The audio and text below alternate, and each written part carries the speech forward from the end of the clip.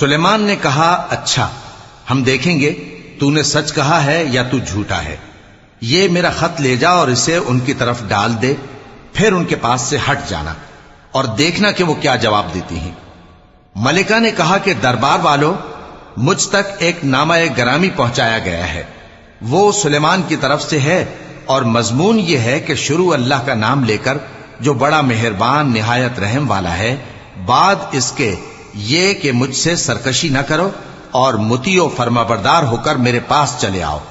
خط سنا کر کہنے لگی کہ اے اہل دربار، میرے اس معاملے میں مجھے مشورہ دو، جب تک کہ تم حاضر نہ ہو اور صلاح نہ دو میں کسی کام کا فیصلہ نہیں کیا کرتی۔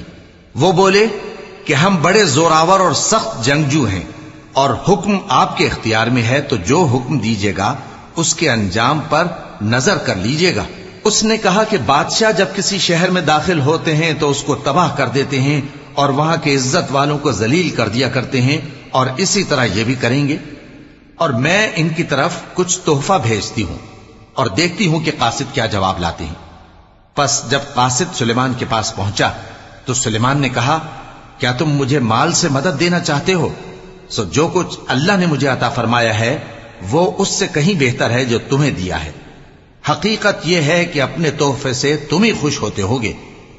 ان کے پاس واپس جاؤ، اب ہم ان پر ایسے لشکر لے کر حملہ کریں گے جن کے مقابلے کی ان میں طاقت نہ ہوگی، اور ان کو وہاں سے بے عزت کر کے نکال دیں گے اور وہ ذلیل ہوں گے۔